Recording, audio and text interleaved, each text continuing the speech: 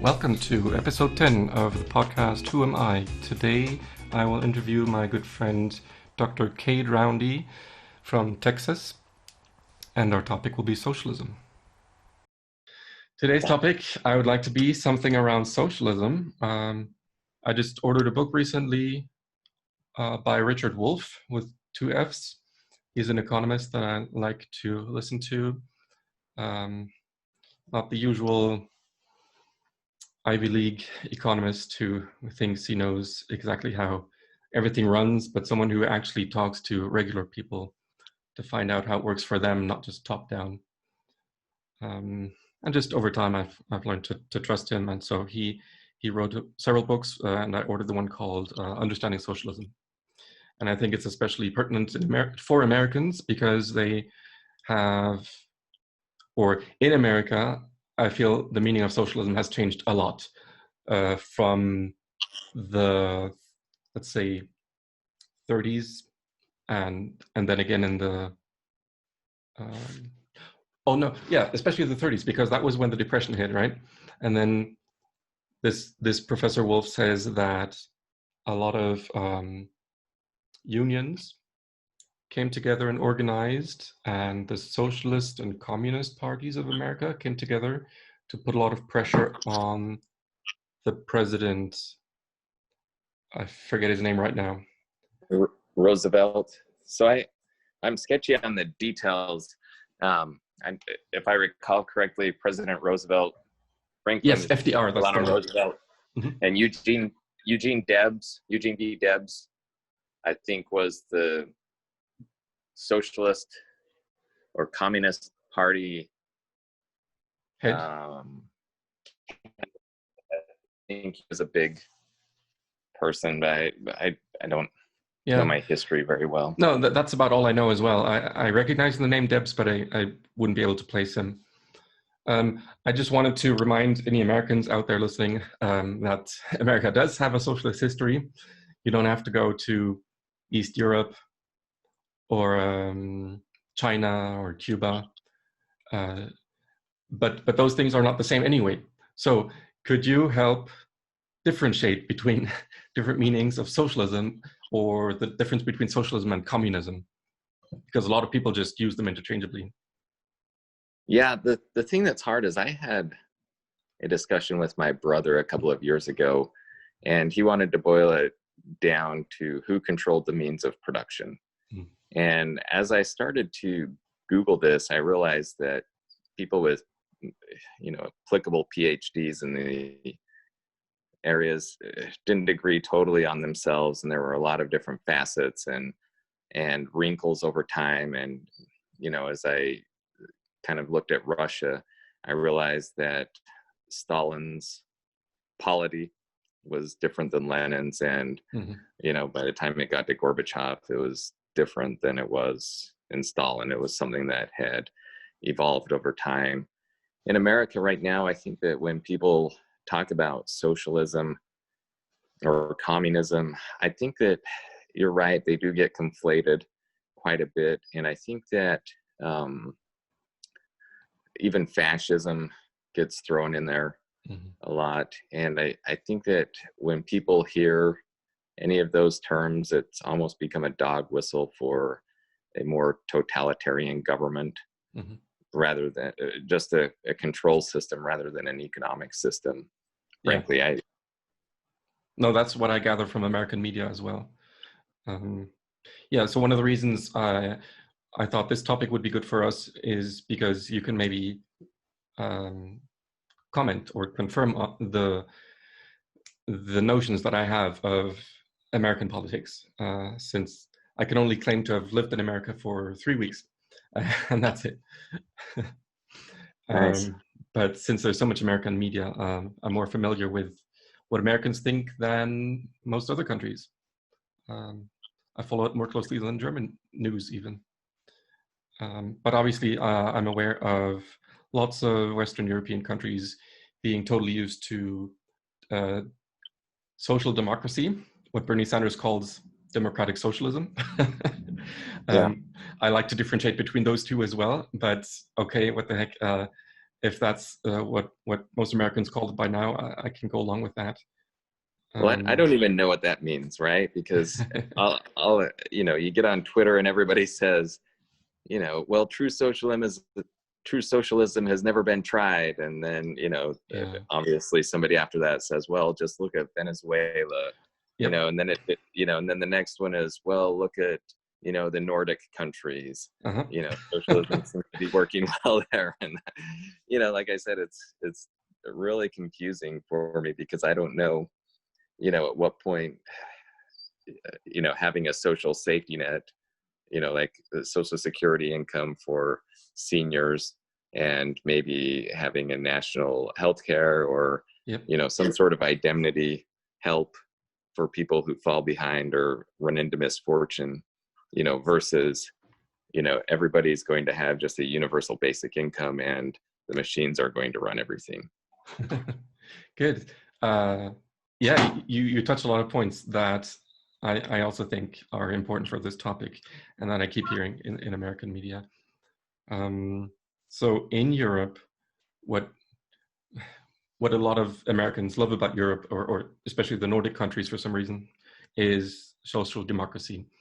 And that means we have more programs than the US for healthcare, for when you lose your job, what's that called?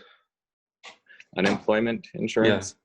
Yeah, it's funny how Americans just say unemployment. Like, I claimed unemployment, or I'm on unemployment. But what they actually mean is the benefits, right?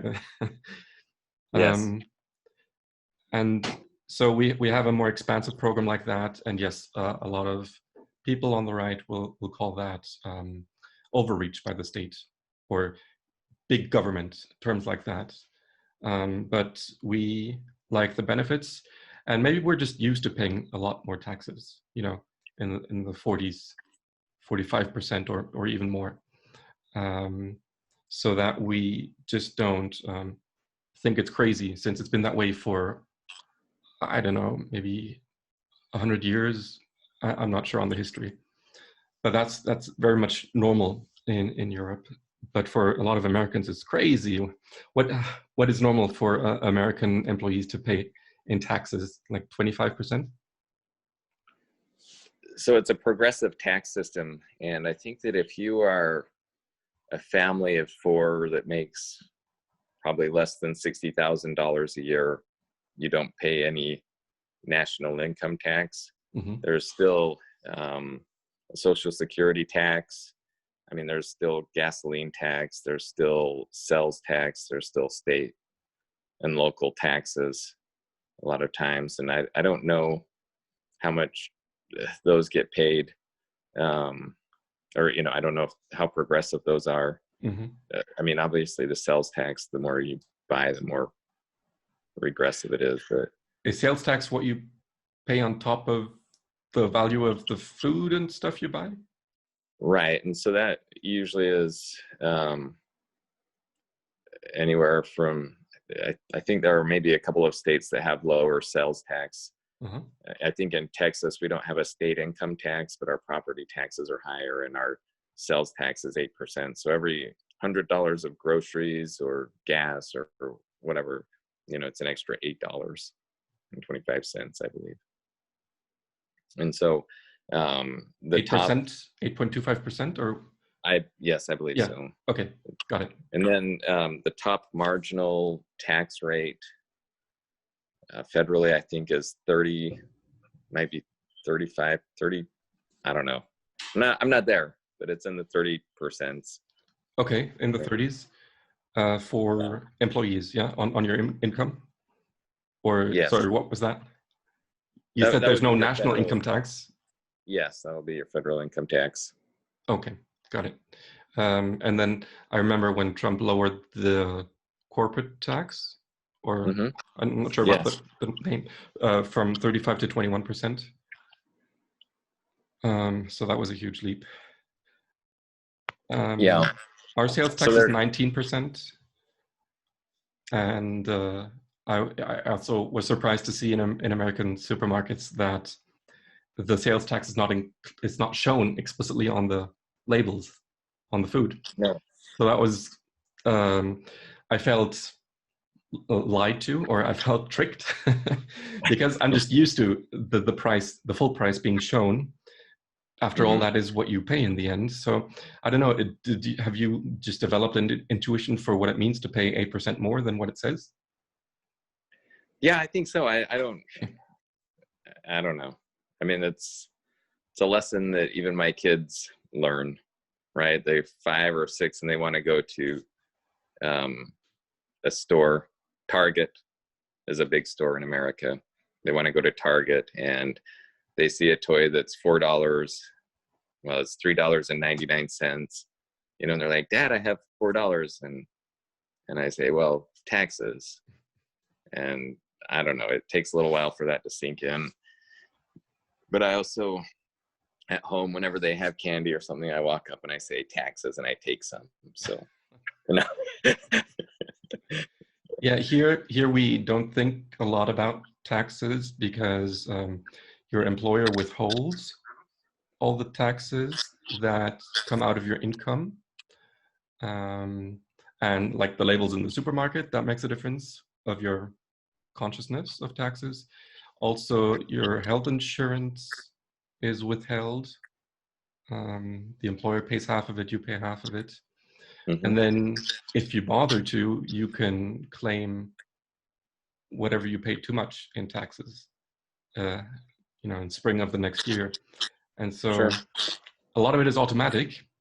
And I think that's a big reason why we don't complain as much about taxes. I'm getting some feedback, but not most of the time. Yeah, I think that's fairly accurate, and that's actually quite similar to what happens here. You know, you file your taxes in the spring every year, and if you've overpaid, then you get a refund. If you've underpaid, then you have to pay back. Okay. And so for my business, you know, I pay half of the employees' healthcare, they pay half. We withhold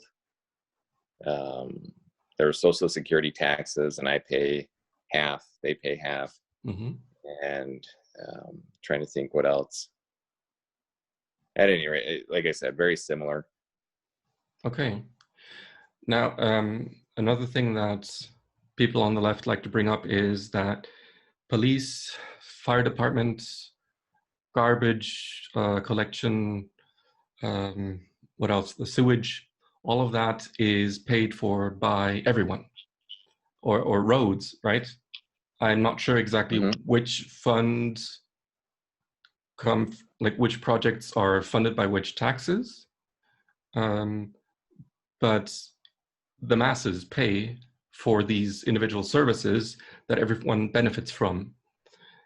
But people often feel cheated when they benefit less from a service than other people. And so they feel like they're paying for other people, like say they are more healthy, or they don't drive as much. And so they feel like they should pay less for using the roads. And I can kind of understand that. But let's maybe take the view of insurance on this. This helped me a lot to understand it. I watched a documentary called The Ascent of Money. And it started in, I don't know, way millennia ago, and then spent a lot of time in the Middle Ages and how we got to today. And it was part of the nation building process, right? Of people being a society, and how they were solidary. They had solidarity and they were there for each other. I mean, this is the concept anyway. I'm not saying this is how it works in practice, but an insurance is where everyone pays in, and the people that need the service, like the healthcare, get the money from the fund that everyone paid into, right? So for some people, they consider it a safety net, and other people think, why should I pay for someone else's needs or use of healthcare or other services? Is that a helpful picture? Like, does that put things in perspective? Yes, I think that, I've thought quite a bit for myself. What if I were to run for office? What would I propose vis-a-vis taxes, right? What is actually the fair way so that um,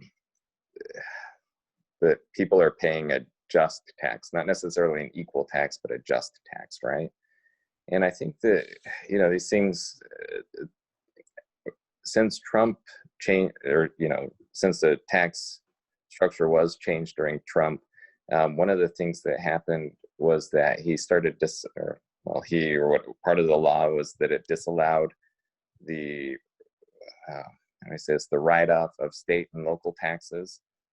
And so there are, the more urbanized coastal states have a lot more population density. They tend to have had larger social nets, and they have a lot higher local taxes. But when it came to the federal taxes, people in those states could write those off and, get a break from it, right? And the states got more of the money. And one thing that happened was that the middle states, which tend to be more of the Republican states rather than the Democratic states, I think they had always complained, like, why should, they get to write these things off? It doesn't benefit us. And yet, it's hard to know who's benefiting where, because some of the red states are net takers, the federal treasury, or I don't know, not treasury, I don't know, from the federal government. Yeah. Whereas a lot of the blue states are net contributors. And, it's like, I think you're right. As far as insurance, if I was blessed to be skinny, and, diabetes is a huge problem in America, obesity is a huge problem. Smokers, people with smokers are a huge burden to the national health care, right? I think that you asked the right questions. Who should pay more for lifestyle choices, right? For choosing to live in these urban centers. And I don't know the right answer. Yeah, it's very complex. I've always thought that if we taxed consumption rather than production, that might be the most fair, but I don't know. Whereas right now it's a mix of both. Yeah. Yes. Yeah. So I don't know if everything should be about taxes. Obviously, that's a big topic, and it affects everyone. But I also like to see things in solidarity. I mean, through the lens of solidarity. So a nation, or I'm not sure how American identity works, since states work differently from the 16 German states, and they also work differently from the European states. So I'm not sure I can translate the European situation to the American situation, but there's some kind of joint identity, right? Some kind of camaraderie and feeling of community throughout the whole country, I would assume, so that you feel closer to them, closer to Americans than to, I don't know, Brazilians, for example. And at least this is what I hear from some people.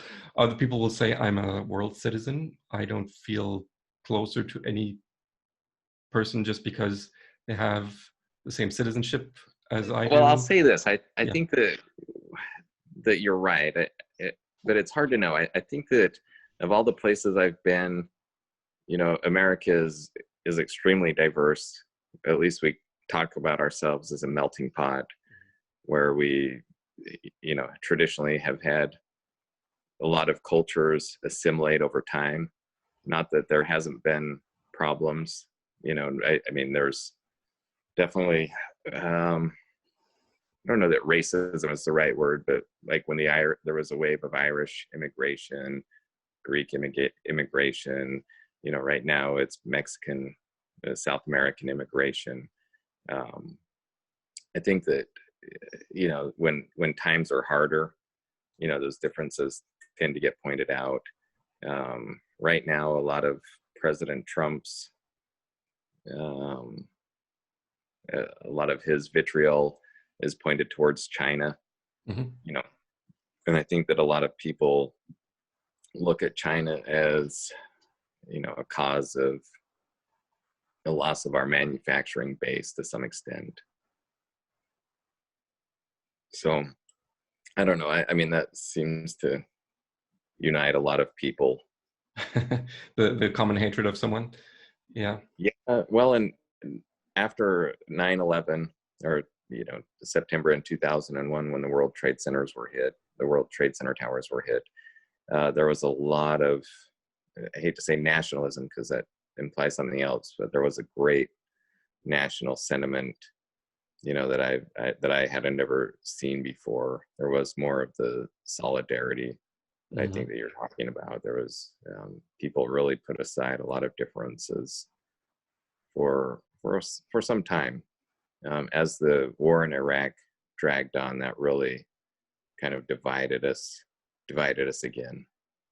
And President Obama and President Bush, whatever their strengths and weaknesses were individually, the country seemed to get a lot more polarized underneath them, and especially so under President Trump. As to the topic of wars and whether they should continue or not? Just generally, I think that war was one of the big things, but it socially, culturally, right? Like, how do we deal with immigrants, with South American immigrants? How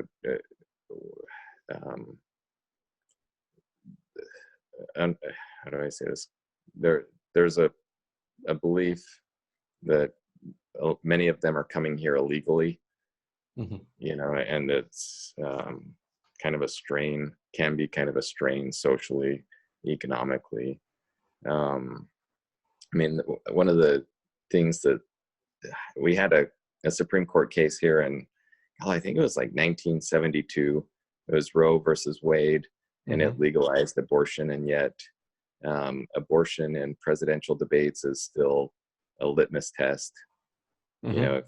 If you're a Republican, you cannot be pro-choice and expect to be elected, and opposite for the Democrats, right? Yeah.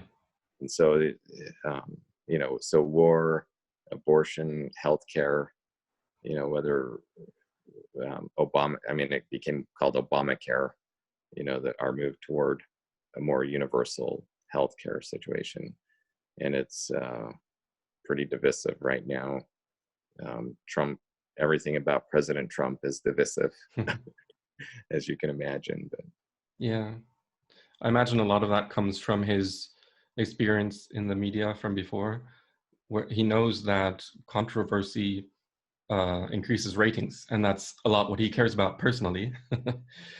But obviously, he's not just a clown. He also has plenty of people around him who make decisions that can be that can cause a lot of division among the people.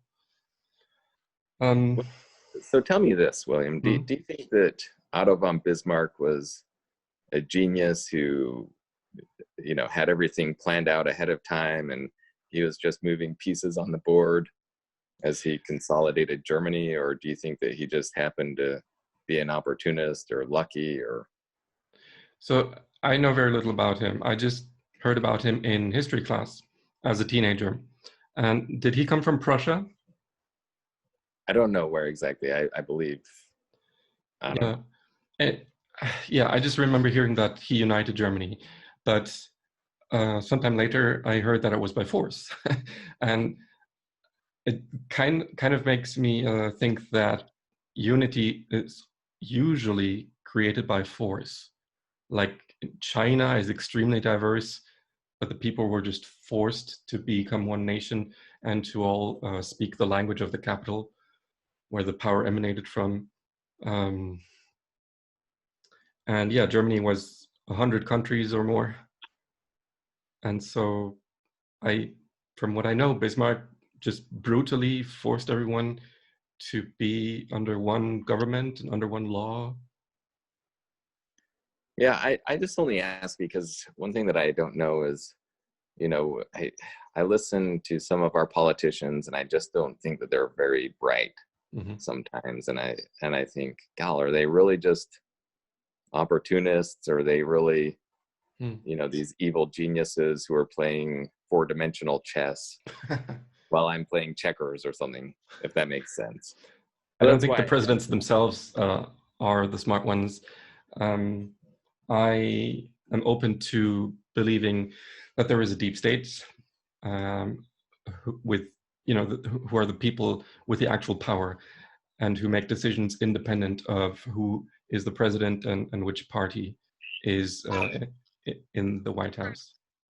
Yeah, so I mean, Angela Merkel, she has a PhD, doesn't she? Isn't she very smart? I thought her PhD was in some life science, I think. Chemistry. I thought it was chemistry or physics or one of the hard sciences. Obama was a lawyer. I think he was intellectual. Yes, I think he was intellectual as far as being somebody that was, well, I don't know. I don't know who is really smart. I mean, Bill Clinton was a Rhodes Scholar. And George Bush went to Ivy League universities as well as Obama.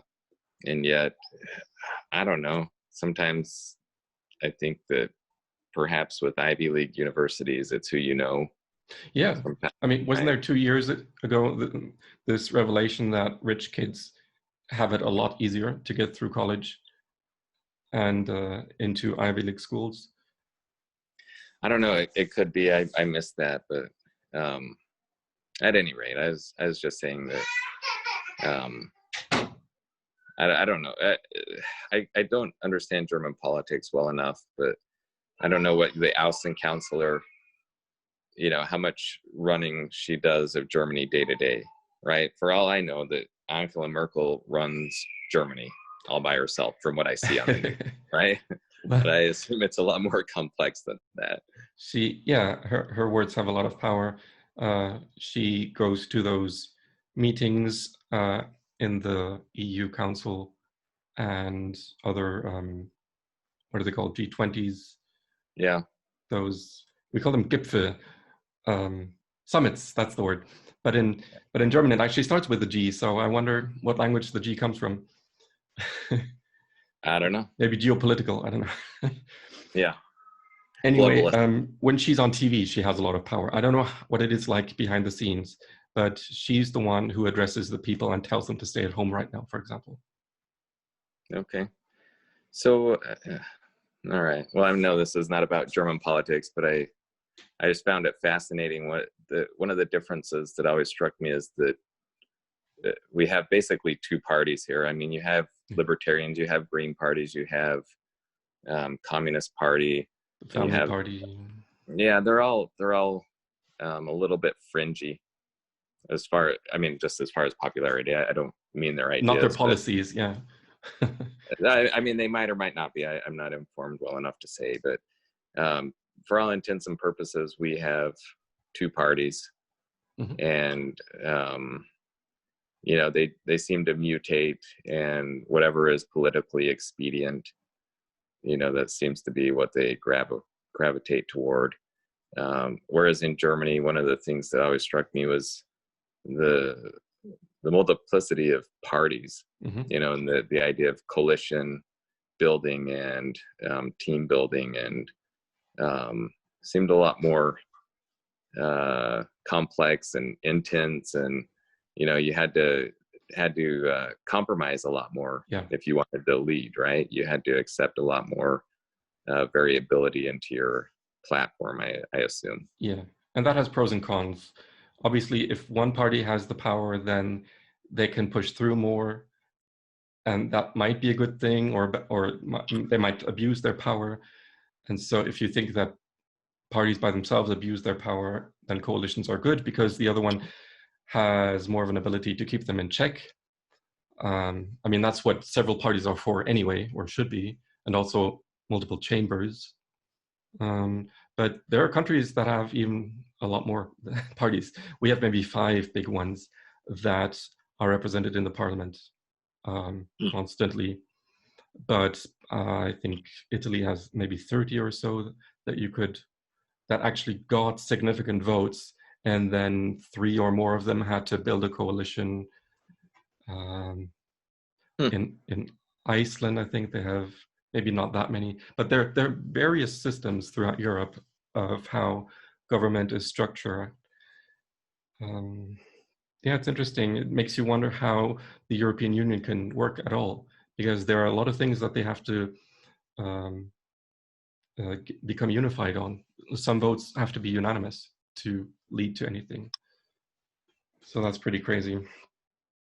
So one thing that has been interesting to me is, do you feel like, is it The Hague where is the head of the European Union? I believe The Hague is the court, but yeah, it's distributed. The Hague has the court, Strasbourg has something, but Brussels is mostly known for being the center of the European Union. Okay, Brussels. The parliament is there. At least I visited a museum there once that showed most of the bodies are represented in Brussels. Yeah. Okay, that makes more sense. But the banks are in Frankfurt. That is pretty cool. I do think that's cool. Yeah, I mean, as an outsider, or sometimes on American news, you might see that it seems like it's maybe dysfunctional, and that maybe Brussels is acting dictatorially to the various states in the EU or the Germany because they are the powerful economy. Maybe they are, I don't know, bullying a little bit, or that's what a lot of people. That's what a lot of people in England think. Those who voted to leave the EU. But I actually think that Germany is the richest and most powerful country in the European Union, and therefore has a lot more say than the other countries. For example, deciding to just lend more money to Greece rather than forgiving their debts or restructuring their debts. And so, I think Germany can abuse its power, which is a lot of power at the moment. So, I guess, the thing is do you feel like that there is a European solidarity? Do you feel a brotherhood with the French, per se, or the Italians, or the Swiss? Yes, I do.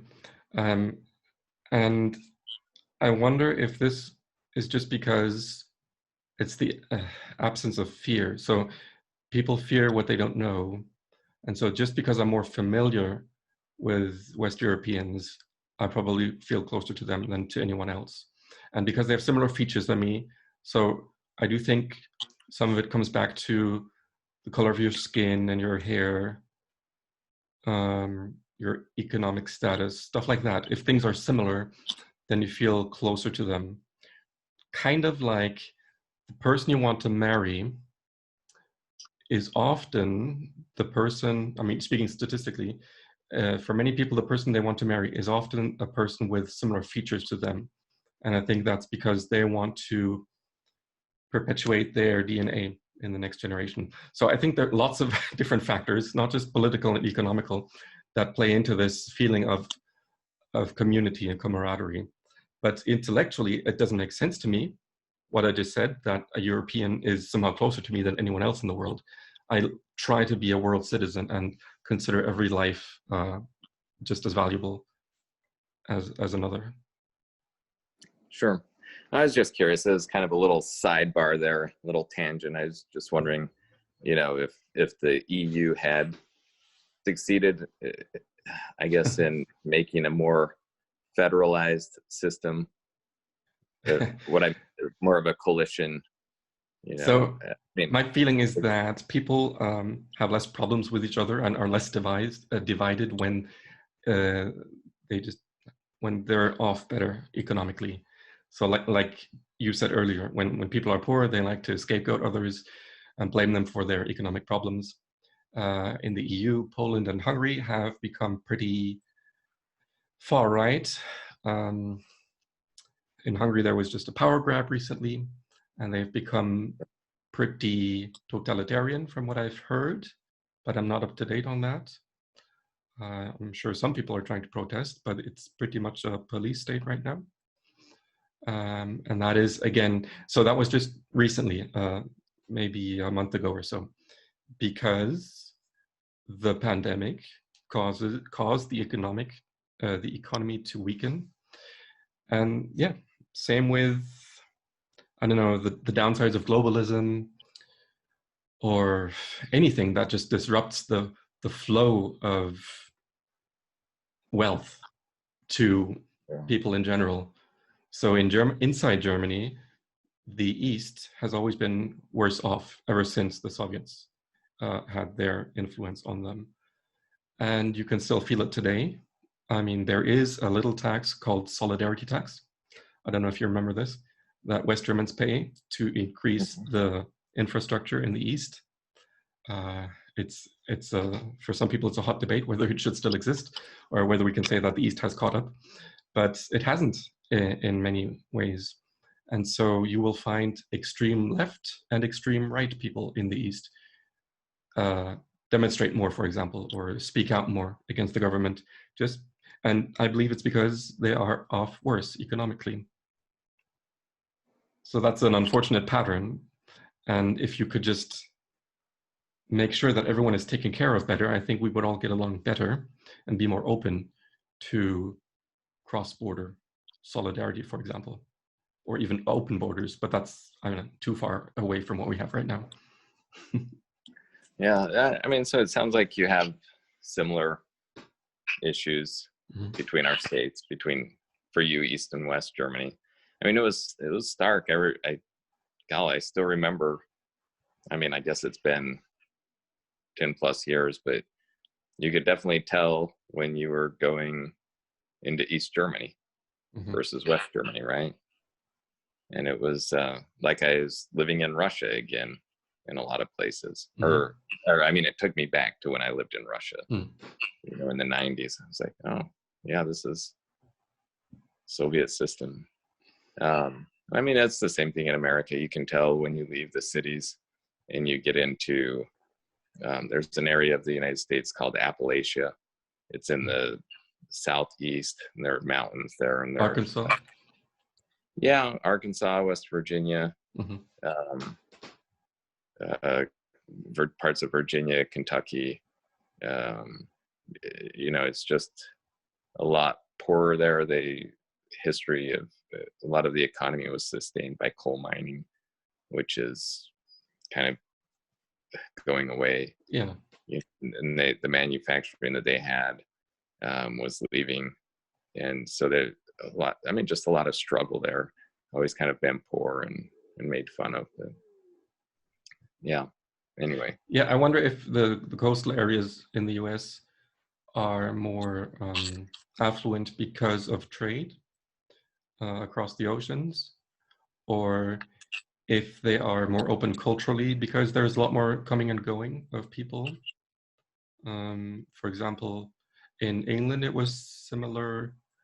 Let's see, when it came to Brexit, the people in London, you know, the business people who know how much countries depend on each other economically for a stable market, they voted to stay in the EU.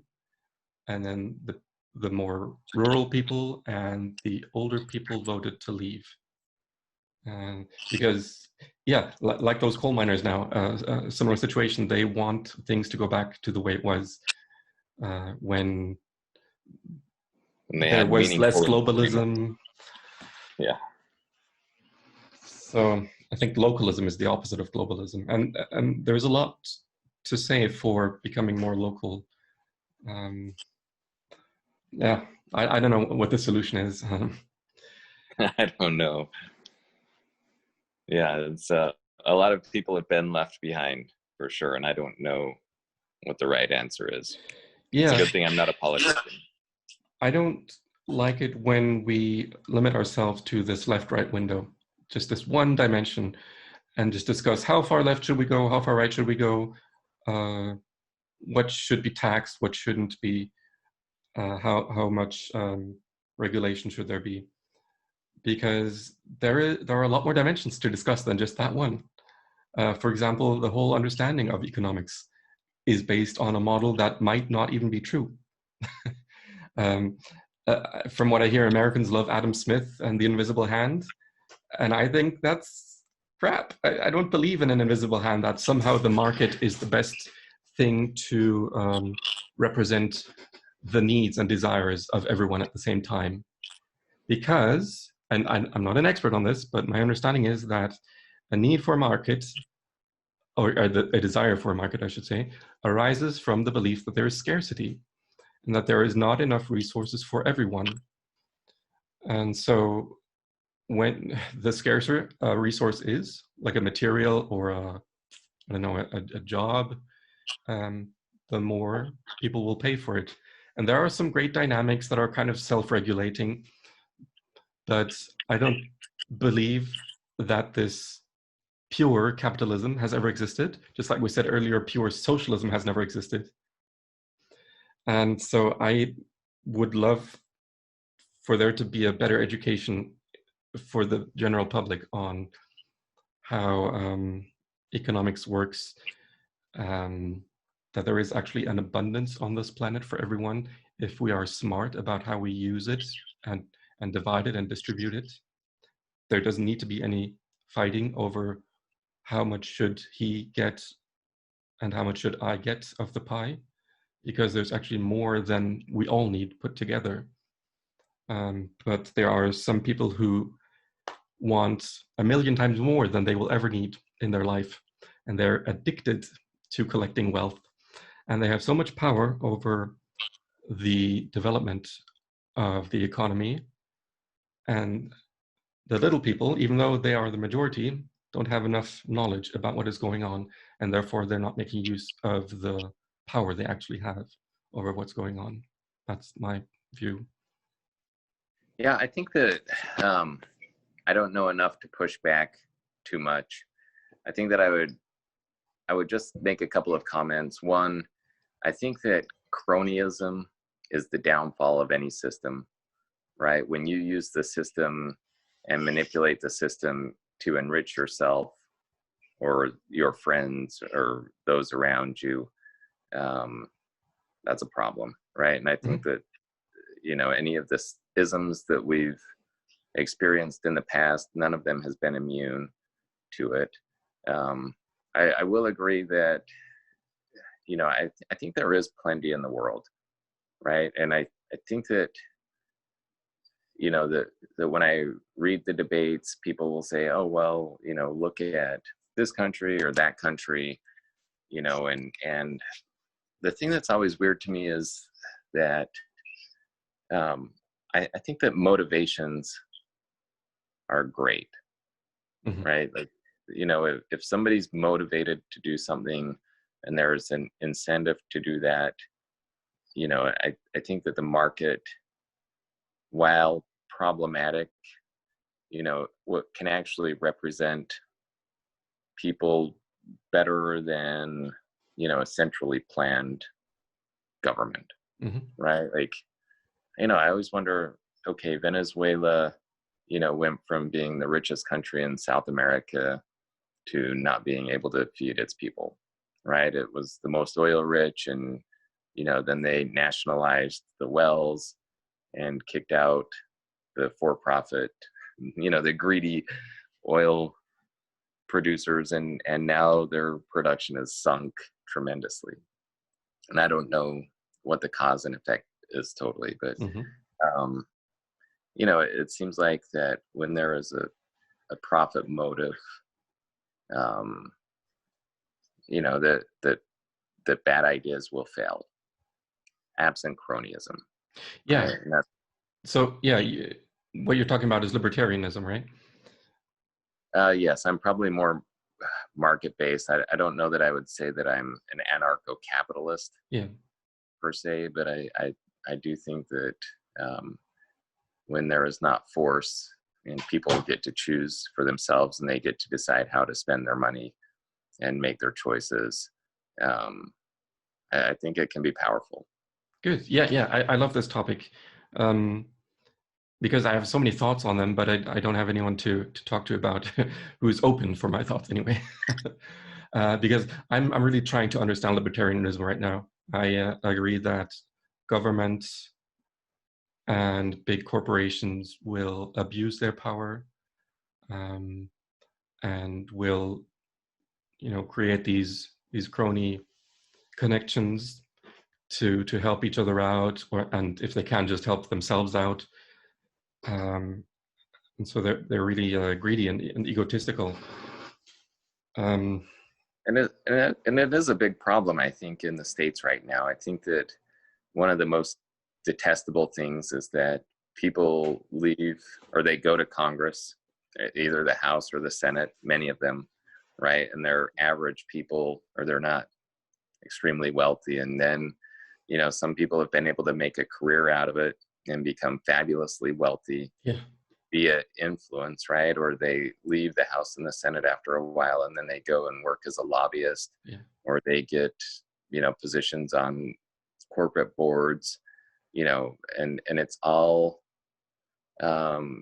due to whatever influence or fame they gained while in office, right? So I mean, power corrupts, right? Is that what you're getting at? Well, I don't know that it corrupt. I mean, yes, theoretically it corrupts, right? I mean, you think about the sources of power, or the types of power: economic power, political power, influential power. I don't like that people can profit off the government, or profit off of their position in the government or their history in the government. As far as corporations, I mean, they spend hundreds of millions of dollars, billions, maybe, I don't know, collectively on lobbying, right? And campaigns, and campaigns. Yeah, I mean, as a shareholder, in a public company, say if I were a shareholder, I would wonder, okay, why is this company donating to a political party that I don't believe in, or, that supports platforms that I don't believe in, right? Why is that the corporation's money to donate? Or are they buying influence, right? Or are they buying regulators or I don't know. It's definitely a problem, the amount of money that sloshes. I mean, think about the wealth of Washington, D.C. and the surrounding area of Washington, D.C. It's crazy. It's one of the most wealthy places in America, if not the wealthiest. Yeah, it's a careerist town. People on the left will say that cronyism is built into capitalism, that there is no pure capitalism where people adhere to the non-aggression principle, for example. But libertarians will say, no, capitalism is great as long as there's no cronyism. And then the same goes the other way. People on the right will say totalitarianism is baked into socialism. And there is no pure socialism where people just want what's best for everyone. And they are incentivized by everyone being taken care of. And so I love that it goes both ways, and that there is no clear plus on either side. I think if you have something community-based, it needs to be voluntary. People need to all agree that they will, that when someone is better off, he will donate more, I guess you could call it. He will take care more of the people who are not able to take care of themselves because of illness or accident. But it needs to be voluntary, because yes, I agree that social programs should not be enforced by, I don't know, police or, the financial system, the judicial system, whatever would enforce it and execute the law. So does that mean we need to isolate all the people who want to live in a kibbutz should isolate, and everyone else should fend for themselves because they believe if you do whatever is best for yourself, you're automatically doing what's best for everyone else. I don't think we can live that separated.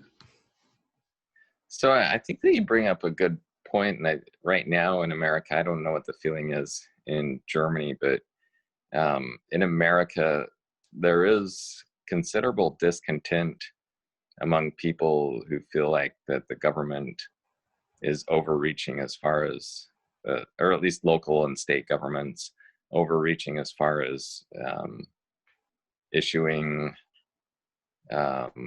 executive orders, closing down businesses, enforcing social protocols, Mm-hmm. you know, which violate, which I don't know, which to a lot of common people are violating our constitutional rights. Yeah, right. So to gather, for example, right? Together. So I mean, the prime example is in Kentucky. People wanted to gather in their cars in the parking lot and hear a sermon on Easter Sunday, Yeah. and the governor forbade it, or I don't know if he repealed his order or what, but at any rate, you know, that's the right to worship and the right of religious expression that America holds very, very dear, right? And so the right to assemble. And so people, you know, pretty mad, you know, and it's, you know, a lot of people want to do, you know, they look at Sweden and they want to do what Sweden did. And, Mm-hmm. and, you know, Sweden, as far as I can tell, people voluntarily isolated socially, or at least their own volition, maintained some sort of social distance without closing everything down. And I don't know, that's what a lot of people over here are saying that we should have done. And I guess time will tell what the right way to go was. That's a whole other big topic that I hope to discuss in my next episode about the COVID pandemic, because I've also heard things that do not fit with the official narrative. But yeah, no, that is a good example for potential abuse of power. And I heard that in Mexico, for example, people are just so much more relaxed, even though the government has decreed the same things as in most countries. People just don't trust the government as much. They don't respect the police.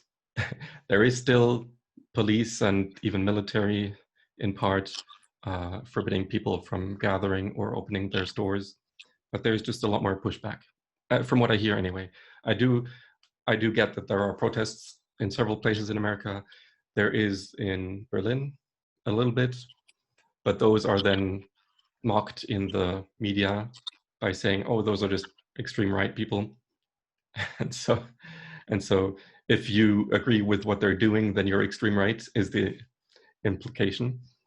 Yeah, it's a little disturbing that a lot of the big platforms like Google, Facebook, mm-hmm. Twitter are deplatforming Yep. alternate voices. And it's something that I go back and forth at. Have you heard of Popper's paradox? No. So Karl Popper was a philosopher, I guess. And the paradox is that and I'm probably going to butcher this, and so I should probably look it up and read it better. But the idea is that, you know, free speech, in order to be protected, sometimes you have to censor voices that would be harmful and ultimately take away the free speech. So you have to, you know, enforce some censorship to protect free speech overall. And I don't know what the line is, or what, you know, what the appropriate amount of censorship is. A lot of people will point to, unfortunately, Hitler is the example everybody wants to go straight to. It's the lazy argument in America, right? How does it go? What's that? How does the Hitler argument go? Oh, whatever you disagree with, right? Like if whatever public official you disagree with, or whatever platform you disagree with, you know, you call somebody a Nazi or you call the Oh, leader Hitler. okay. And so, you know, people would say, oh yeah, you know, you're just Goebbels here, you know, or the media are just a bunch of Goebbels followers. All right. You know, Propaganda minister. Yeah. yeah, they want to propagandize everything or censor everything. And, you know, it's a little crazy. But it is an important topic. I follow several people on YouTube to get my news because I don't trust mainstream news. And they keep reporting about censorship being demonetized, shadow banned, deplatformed. And they all know about the alternative platforms that cannot be shut down if they're based on blockchain, for example, or that just have less regulation than the big ones. But the masses just won't switch to other platforms. Everyone's so stuck with YouTube, Twitter, Facebook, Instagram that it's just really difficult to mobilize them. But I'm not blaming them. It's difficult to get a movement going. Yeah, I think part of it is, I think we all want to be seen as reasonable people, right? Everybody thinks that they're reasonable and logical, and that people who disagree with them are not reasonable and illogical. And so I think that it's harmful when we try to ban things and bury them rather than let the market decide. And I guess the phrase is sunshine is the best disinfectant. You know, if people do have racist or harmful or bad ideas, you know, let them put it in the public square. Yeah. And, you know, that will be more effective at crushing the movements than, you know, trying to ban them and stomp them out, I think. Right. I like the saying, the solution to bad speech is not less speech, but more speech. You know, let the statistics show that that is actually a minority stance, and it's not representative. But the news loves to pick out the extremes, and make everyone think that people are a lot more polarized than they are. I think the only example that comes to my mind where I thought censorship was a good thing was the mass murder in New Zealand and this manifesto video message by the murderer. I didn't watch it. I heard people got nightmares from watching it. And so it's probably good that that does not get spread, just because it's disturbing. I don't think it could move other people to mimic him. So I don't think we're that frail and influenceable, what's the word, gullible, that we just become extreme as soon as we see other people doing extreme things. But some things are just, I don't know, maybe I'm too sensitive, but some things should not become part of the mainstream consciousness. But then again, who's to decide, right? When Facebook started this coalition of, I don't know, 20 authoritative news sources that are to decide what is fake news and what isn't, I thought Facebook is the last one, it should be the last one to decide what the people do get to see and don't. And I also always think of Fahrenheit 451, because we are going in that direction, even though it's slow, and we are frogs boiling in a pot. We don't realize how much we're the information that reaches us is controlled and censored and manipulated. So there is a real danger there. Yeah, I mean, I like the jokes when people talk about, you know, like Fahrenheit 451 and 1984 as prophetic warnings rather than playbooks, how to implement that type of society, right? Yeah. It seems like what's happening, and you know, Animal Farm seems just as applicable today as it did, I don't know, 75 years ago, or however long ago it was written. You know, same with 1984, same with Fahrenheit 451. You know, these are ideas that are old. Right. And there's so little modern material on topics like this, because we're all just watching Netflix and Chilling. Yeah, we're just distracted. We hate people with red hats, for example, and stuff like that. And actually, we have so much more in common than we believe. And I love this very simplified version of it. We should not fight left against right, but bottom against top, because there's more of a class issue than a left-right issue. And as soon as the majority, see, we don't even have modern terms for it. We have to go all the way back to bourgeoisie and proletariat to express these ideas, right? The the The bougie majority, and the proles, yeah. the majority has the power, but they're subdued because they work all day and then they get home and just exhausted and can't even organize, mobilize, discuss, and think about these things and recognize the power that they have. And they just trust the powerful structures, whether they're economical or political. And on the other hand, they just don't have the time and the energy to take care of these things. So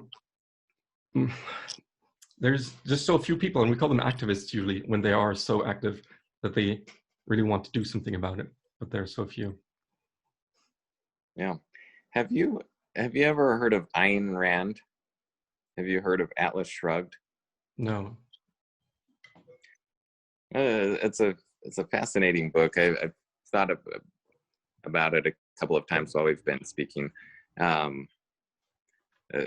mean, definitely there are some fair critiques of her work. So she was a lady who grew up in Russia and then moved to America. And apparently she hated, after the war, President Truman, after Roosevelt died, President Truman came along. And that was, really the beginning of the Soviet U.S. Cold War. Cold War, and the ideology, which way are we going to go?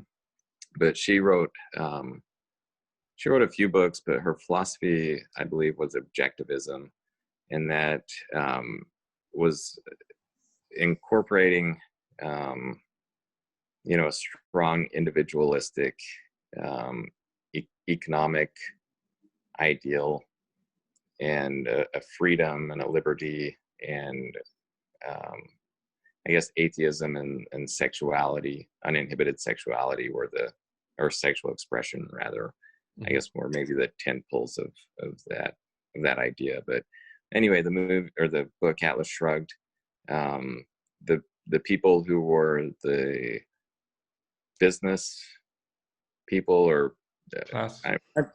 not just the business people, but the people who were the risk takers and the people who were the main producers, they went on strike and just disappeared. So, like the railroad magnate, the oil magnate, notable composers, notable artists, notable judges, they all left society, and it just it started to crumble because and granted, like I said, there are some fair and withering critiques, but it was just the idea that once you remove the profit motive, and it becomes a matter of taking from others against their will, or distributing it for the good of people, and more of an authoritarian, we know what's better and we know what's good. And anyway, society crumbled without So this is an argument for hierarchy, right? For a power hierarchy, and that some personalities are meant to be leaders and some are meant to be followers. It's more of an argument for strong,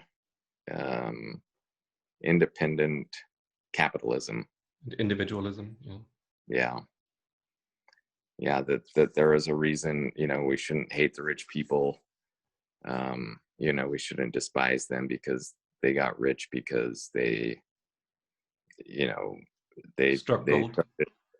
They struck gold, or they were industrious, or they were inventors, or they sacrificed or risked more, and they are the ones who actually created the jobs, and it wasn't the hourly workers who were benefiting society as much as the creators. the creator class. And so I think maybe if we looked at it in today's world, we would say, oh, really the genius of Facebook, or the importance of Facebook, or the power of Facebook is Mark Zuckerberg. He was the visionary. He was the one that took the risk. He's the one that started up whatever, not their lowest employees. It shouldn't, the lowest employees weren't the ones that created Facebook, and they weren't the ones that saw the community, or you know what I mean? Yes, but I don't agree with it. That's why I'm just listening right now. Yeah, I mean, whether, like I said, not, I'm not advocating it, but it's, like I said, the thoughts have crossed my mind a couple of times while we've been talking. Yeah, I'll look that book up later. Yeah, it's a lot of people make fun of it. I mean, it's kind of a litmus test, right? If you're a libertarian, you love the book, and you love everything about it. If you're more socially minded, more communally minded, you hate everything about the book, and you think that it's childish. Have you also heard that libertarians love cryptocurrency? Yes. Because it makes finances totally different. It takes away the need for banks, especially central banks. And I mean, just having a digital wallet on your smartphone is like having a bank account. So everyone can be part of the market. You don't need to be accredited. Those are some of the nice financial things about it. And nobody knows how you spend your money. Yeah, there's more privacy. Cash. You have more control over your finances. There's less oversight. I mean, obviously people who think there's a need for oversight will say, oh, but it's unregulated and so everyone can become a pirate. Yes. But I do believe that if we trust people more to make their own decisions, that it won't turn out as bad as you think. And that the people with the oversight right now are also just people. And so they're corruptible. And just towards the end here, I want to bring up this last point, which is still kind of futuristic, but it's something that I'm hoping to see in the future. And that is, you could call it decentralized planning. So one of the revolutionary things about blockchain is the decentralization, because you don't need, so centralized financial systems would be something like Libra, where a company is the issuer and essentially the owner of the currency. But with decentralized currencies like Bitcoin, just nobody owns the currency, and it just comes from the miners who provide the service for the network to keep running, and they're incentivized by the reward, which is halving this month, by the way. Yeah, I read that. I don't know what that means though. It means that it's less profitable to be a miner. Oh, gotcha. Yeah, by half. And so the small miners running out of their garage or so will no longer make a profit. They'll make a loss if they keep mining.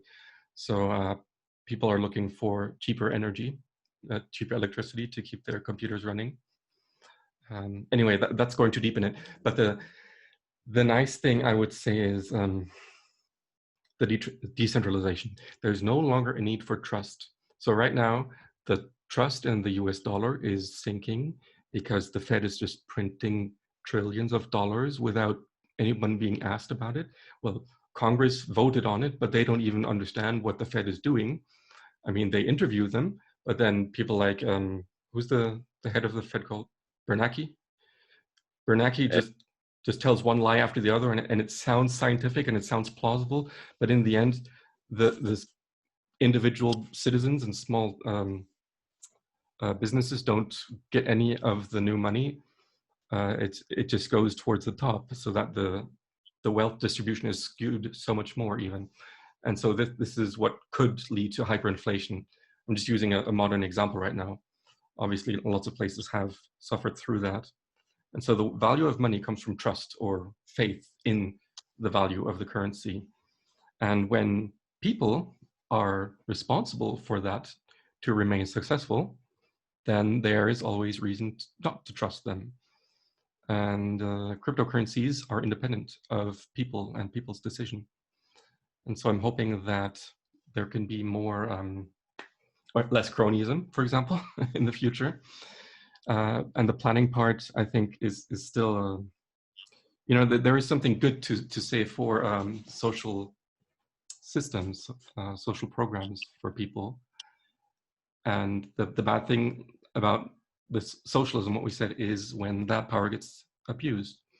But if no person lies behind how things go, how it's a consensus of everyone, then I think we can have the best of both worlds, of individualism and collectivism.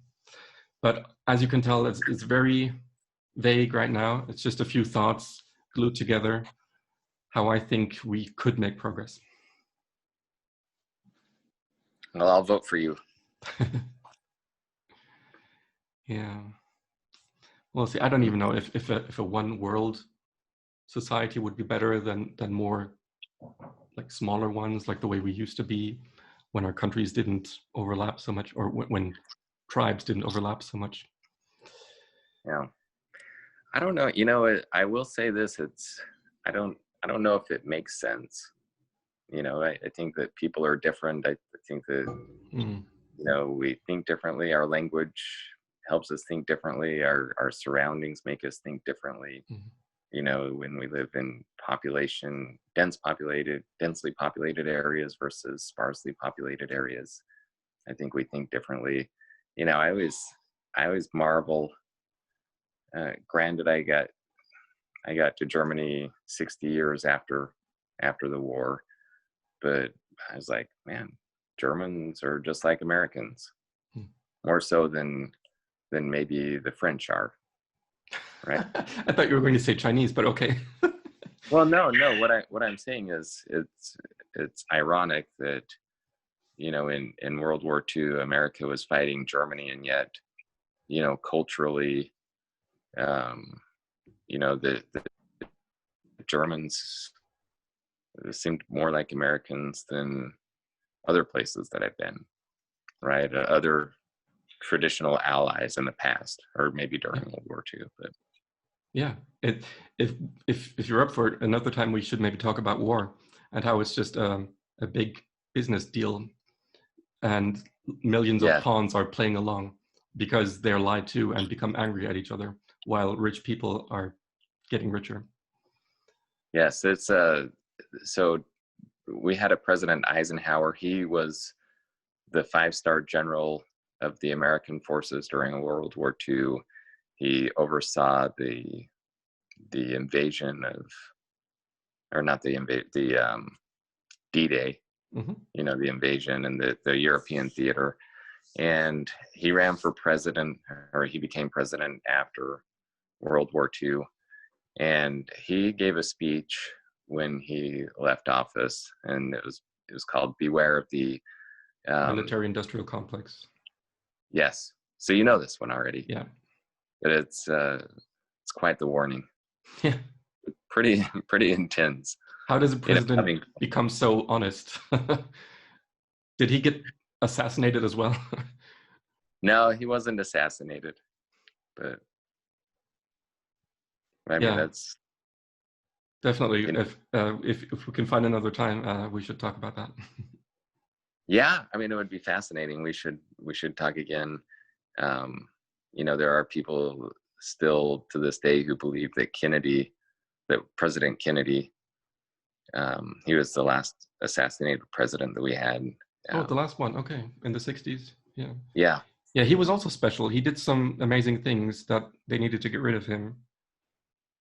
Yeah. So, like you said, a lot of people, if I bet if you were to ask Americans if there's one conspiracy theory that you believe, I think that the Kennedy assassination would probably be the one that everybody believes. It was an inside job. And not Oswald? Yeah, well, yeah. Not that he acted alone, but... Yeah. But I'll send you a link to a documentary that is pretty good at showing how it was a dozen people shooting at him. Oh, And a lot of them failed. It's crazy. I want to learn more about it because, yeah, a lot went on that day. so there was a lot going on with Cuba at the time, Mm-hmm. and President Kennedy's reluctance to use force or to invade or to escalate the war with the Soviet Union. But, No, it's a good example.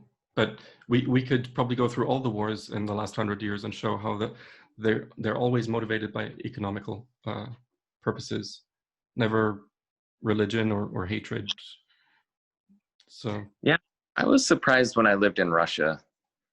I mean, granted, Russians, they saw the world differently, but by and large, the average Russian, I think, and the average American, none of them wanted war, yeah. right? I mean, it's pretty clear to me, even as a 20-year-old, that both sides have been propagandized Mm-hmm. significantly, and that the truth was not what the narrative was.